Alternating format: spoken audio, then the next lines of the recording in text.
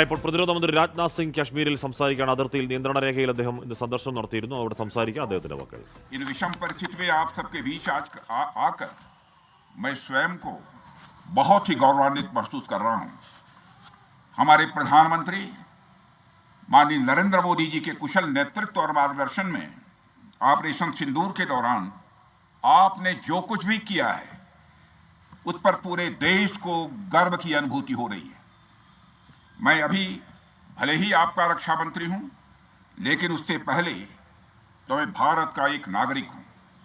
रक्षा मंत्री के साथ साथ मैं आज भारत के नागरिक के रूप में भी आप सबके प्रति आभार व्यक्त करने के लिए यहां मौजूद हूं। पहलगाम हमले के बाद हमारे जम्मू कश्मीर की जनता ने पूरी एकजुटता के साथ और पाकिस्तान और साथ ही साथ आतंकवादियों के प्रति जिस प्रकार से अपने गुस्से का इजहार किया है, मैं जम्मू कश्मीर की जनता का भी अभिनंदन करता हूं। मेरे साथियों, आपकी उस ऊर्जा को महसूस करने आया हूं जिसने दुश्मनों को नष्ट नाबूद कर दिया है। आपने जिस तरीके से सीमा के उस पार पाकिस्तान की चौकियों और बंकरों को आपने ध्वस्त किया, दुश्मन मैं समझता हूं उसे कभी भूल नहीं सकता।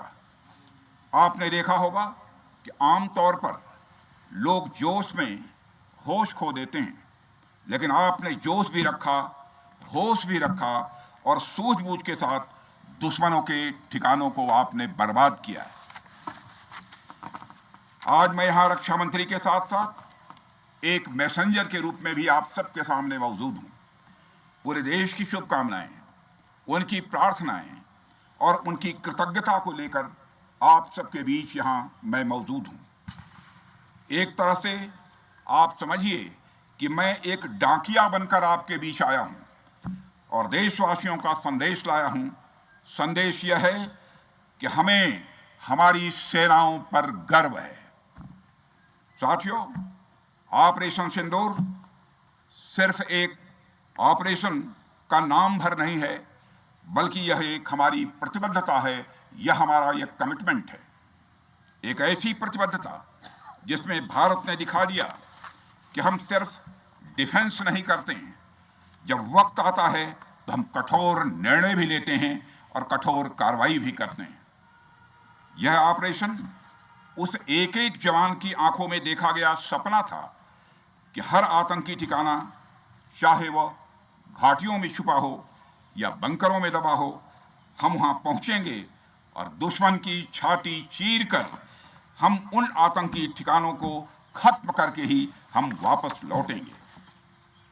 मेरे साथियों, ऑपरेशन सिंदूर आतंकवाद के खिलाफ भारत द्वारा चलाई गई अब तक के इतिहास की मैं मानता हूं यह सबसे बड़ी कार्रवाई है। 35-40 वर्षों से भारत सरहद पार से चलाई जा रही आतंकवाद का सामना कर रहा है। आज भारत ने पूरी दुनिया को यह साफ कर दिया है, यह स्पष्ट कर दिया है कि आतंकवाद के खिलाफ हम किसी भी हद तक जा सकते हैं। साथियों, आतंकवादियों ने पहलगाम में आतंकवादी घटना को अंजाम देकर भारत के मस्तक पर चोट पहुंचाने की कोशिश की है। भारत की सामाजिक एकता को तोड़ने का भी प्रयास किया गया है। उन्होंने भारत के माथे पर वार किया, हमने उनकी छाती पर वार किया है और छाती पर घाव किया है। पाकिस्तान के जख्मों का इलाज इसी बात में है कि वह भारत विरोधी और आतंकवादी संगठनों को पनाह देना बंद करे और अपनी जमीन का इस्तेमाल भारत के खिलाफ किसी भी सूरत में न होने दे। साथियों, आपको याद होगा कि लगभग 21 साल पहले स्वर्गीय अटल बिहारी वाजपेयी जी के सामने इसी पाकिस्तान ने इस्लामाबाद में डिक्लेरेशन किया था कि अब उनकी धरती से आतंकवाद एक्सपोर्ट नहीं किया जाएगा। मगर पाकिस्तान ने भारत को धोखा दिया है, पाकिस्तान ने भारत को छला है और आज भी वह धोखा दे रहा है। इसका खामियाजा अब उसको भारी कीमत करके भुगतना पड़ा है और यह कीमत यदि आतंकवादी वारदातें चलती रही तो लगातार यह बढ़ने ही वाली है। हमारे प्रधानमंत्री श्री नरेंद्र मोदी जी ने दो टूक शब्दों में आतंकवाद के खिलाफ भारत की नीति को रीडिफाइन कर दिया है, इसे परिभाषित कर दिया है, जो यह कहती है कि हिंदुस्तान की सरजमी पर किया गया कोई भी आतंकी हमला एक एक्ट ऑफ वार माना जाएगा। दोनों देशों में जो अंडरस्टैंडिंग बनी है फिलहाल वह इसी बात को लेकर है कि सरहद पार से कोई बेजा हरकत अब नहीं की जाएगी। अगर की गई तो बात निकलेगी तो बहुत दूर तक जाएगी। साथ ही हमारे प्रधानमंत्री ने यह भी साफ कर दिया है, आतंक और बातचीत कदापि एक साथ नहीं चलेंगे, और अगर बात होगी तो आतंकवाद पर होगी और पाक ऑक्युपाइड कश्मीर पर ही होगी।